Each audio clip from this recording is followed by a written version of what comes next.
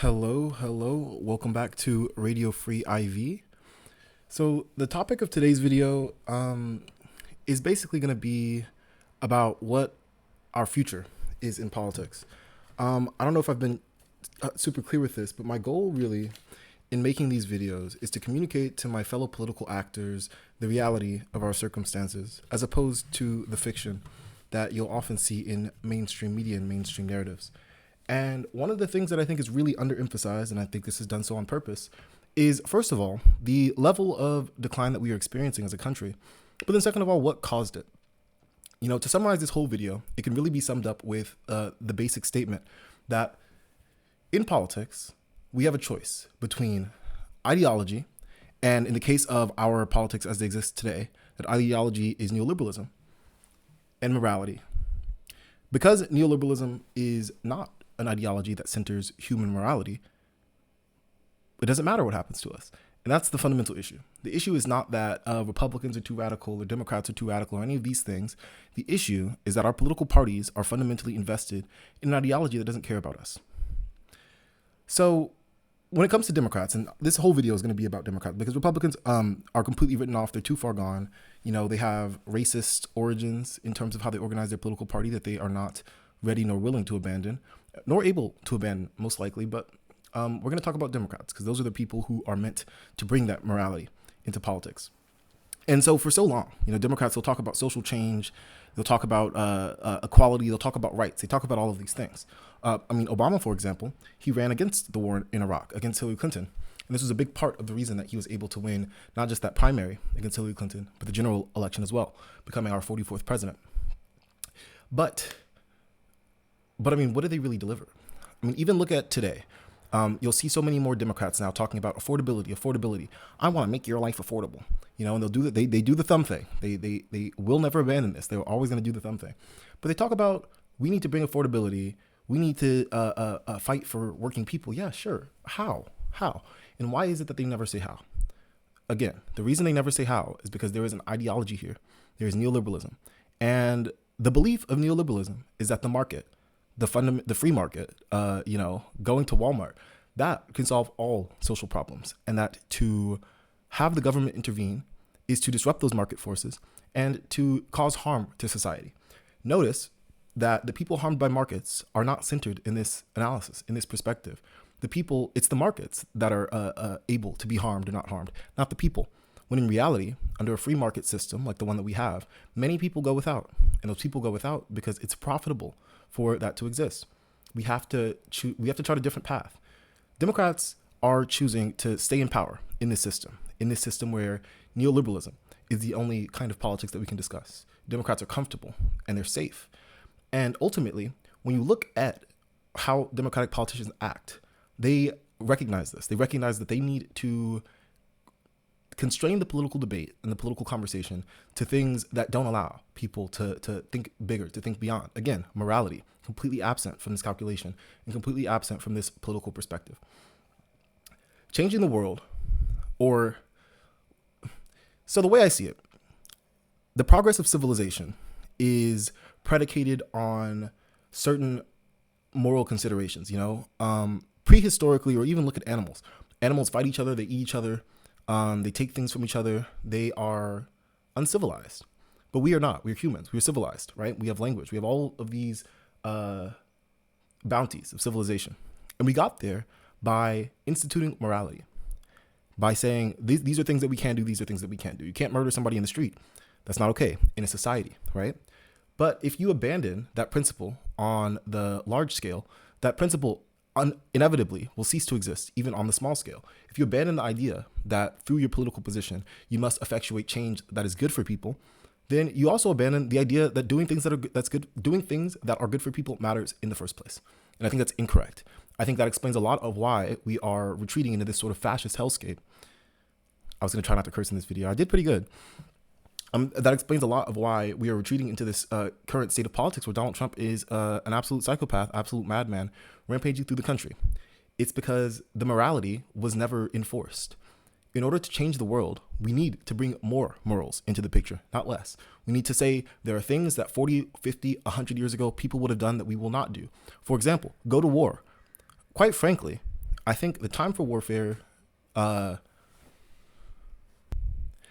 time for devastation, the time for plundering, the time for stealing from other people is long gone. And it should be buried into history books. It should be something that exists under millions of tons of sand in the desert somewhere. It should not be something that we are actively experiencing.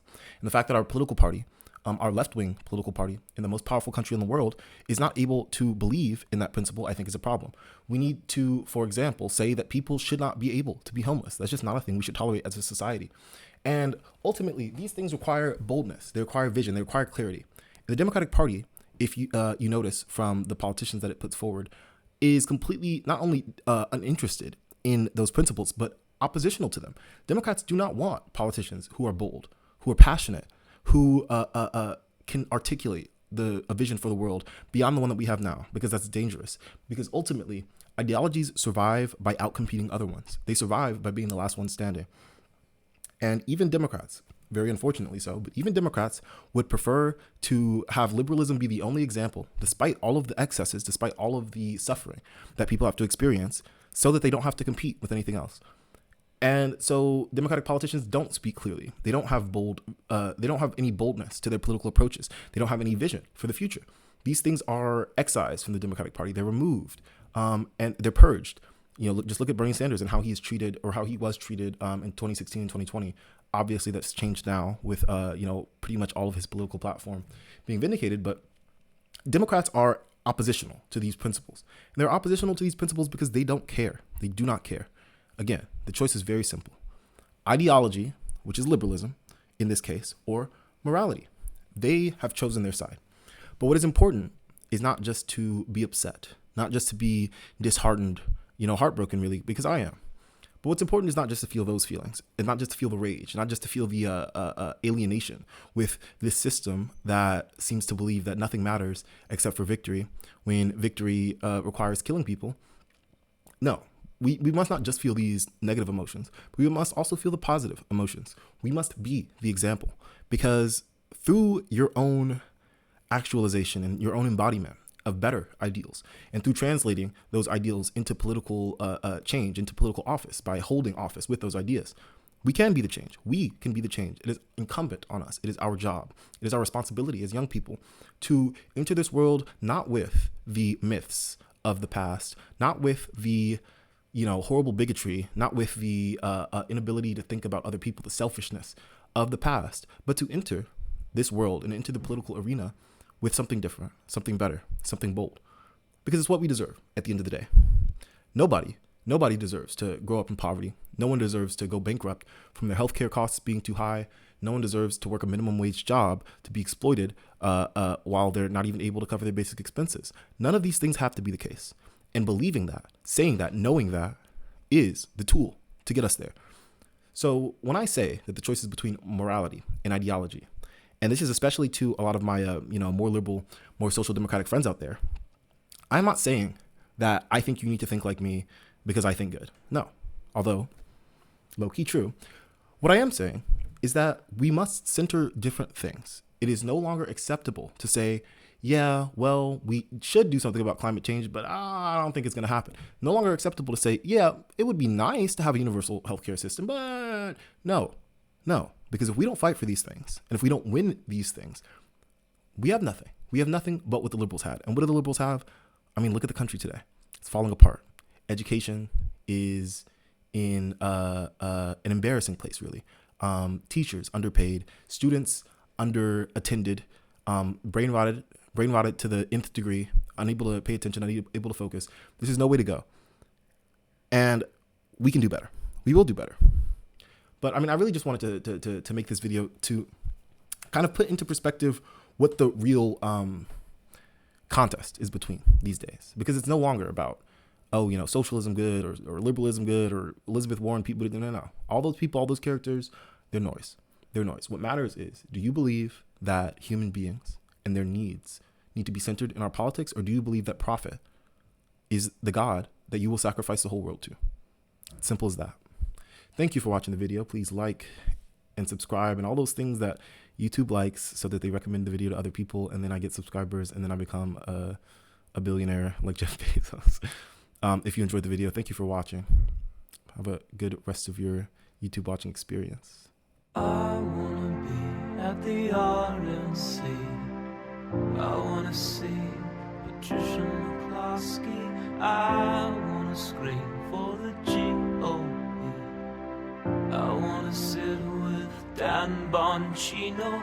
I wanna show the American flag that hangs behind the toilet in Grandma's